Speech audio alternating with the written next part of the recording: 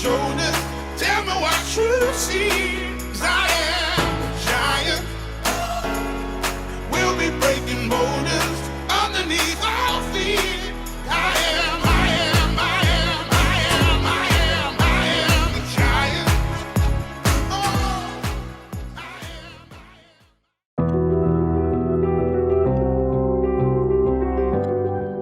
They're young, they're vibrant, and they're willing to learn. So when you're teaching them something or you're training them on something new, they're very willing, they're open-minded. So it's very easy for them to adapt. More like the oomph, the vibe.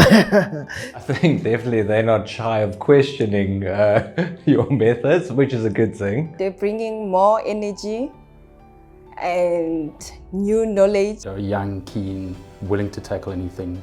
I think the new generation, for them, electric is the norm. So it's not a big shift away from diesel, and they bring that energy and excitement for making cleaner, simpler boats. They bring a new dynamic sense of energy, and with modern aspects such as skills, attitude and new concepts, they tend to enhance the industry.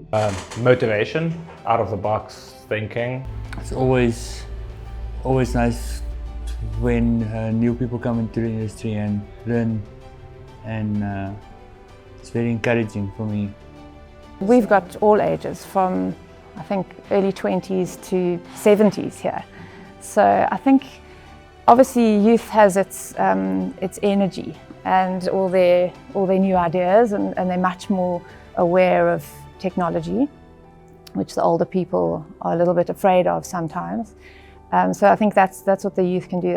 They can lead with technology, but I don't ever want to forget the wisdom of the older.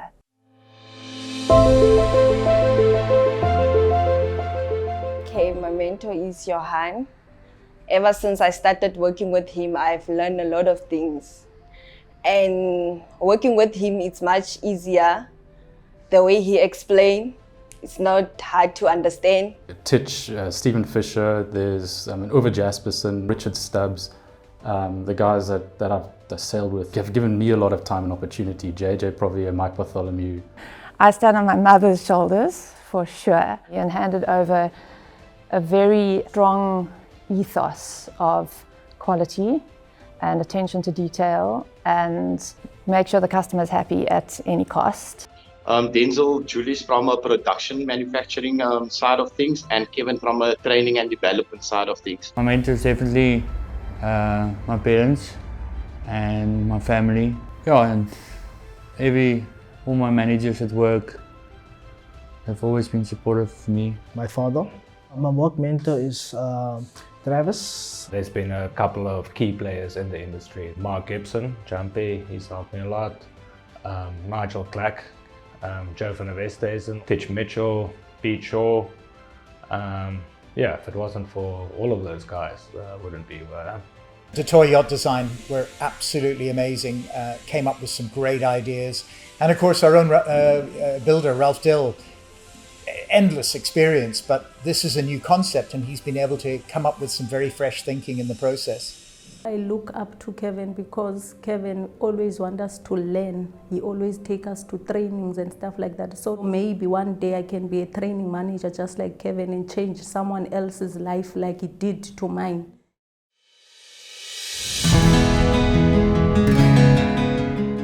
It's nice to be in this industry. Like, it's nice to know that you can do anything that a man can do.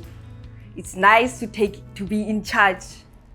You're trying to come up with solutions to new problems that people are finding. It's definitely not a boring job or not a boring part of the industry that we're in. The challenges that comes with it and the different dynamic of people I deal with. Changing people's lives.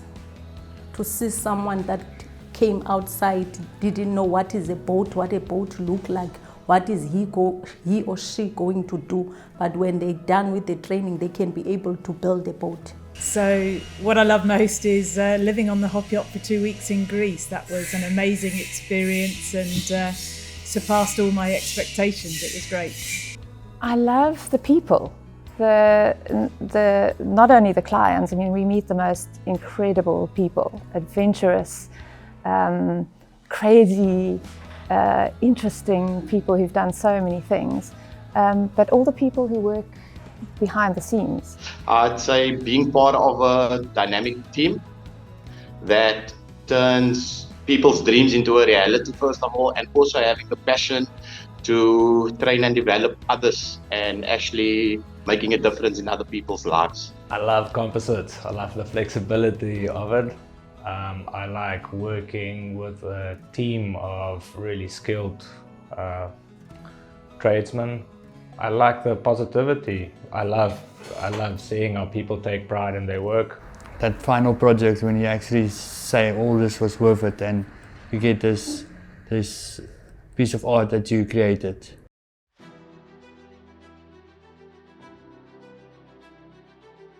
I don't think so, not yet. We could ask ChatGPT that question and maybe they'll come up with a different answer. But in reality, there is so much experience that we rely on to build boats.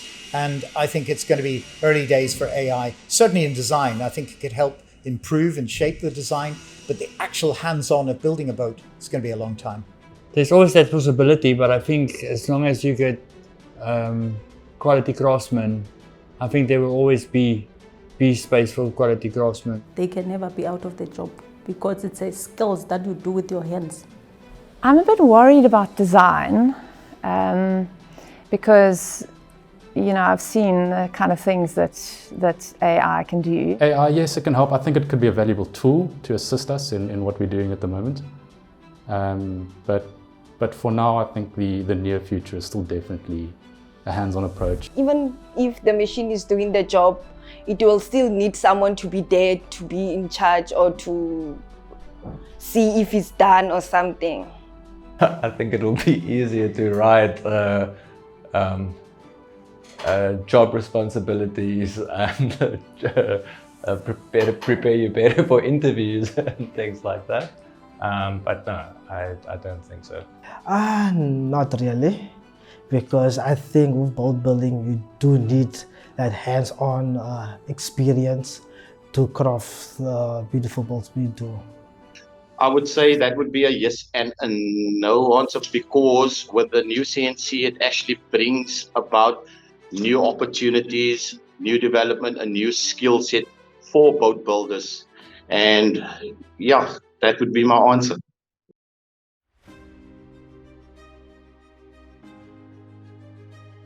Having difficulty getting people that are currently living over for dinner. Always a winner would be my mom, because not many people can say that. Secondly, it will be Clinton Johns, because he is an inspiration to me. And then whoever's mainly involved with ESCOM, I'm sure I have my reasons why. You know who I would like to invite for dinner? It's gonna be fun, like the owner of this company, John Robertson. What motivated him to open this company? Like, I would like to have a talk with him. Linda Mtop, she's the actor. I like her style, the way she dresses. Most of the time she motivates me when I see her. So the person I've always wanted to ask for dinner and sit next to is Ho Chi Minh. I just think he was the most incredible character, and he had a wicked sense of humour, and I think he would have just been a highly entertaining dinner guest. Jos van der Westhuizen, the Springbok scrum off, and Tiger Woods, of course. First Black President Nelson Mandela. The hardships he went through, and how can he just forgive what happened to him and look towards a better future. Many of the great jazz artists are not just musicians, but they're actually mathematicians in their head. And I think inviting any of them, the Errol Garners, the Oscar Petersons, that type of evening would just be quite amazing. I think I would go for Elon Musk. I just remember the story of him sleeping on his factory floor to make it happen. He just has the craziest ideas and makes them happen.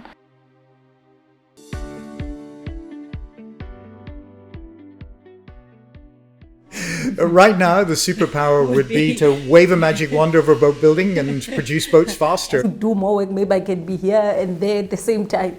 I'll definitely choose to be like a bird or fly, because then you can be in the sky, on land, and in the ocean if you want to. So I think to make time go slower. We never have enough time. So yes, if I could slow down time, that would be great. Yeah, I think maybe to know what people thinking. Super strength and flight. That would be the ability to have supernatural wisdom. X-ray eyes. Why? Then I can pick up plastic and laminate. I am a giant.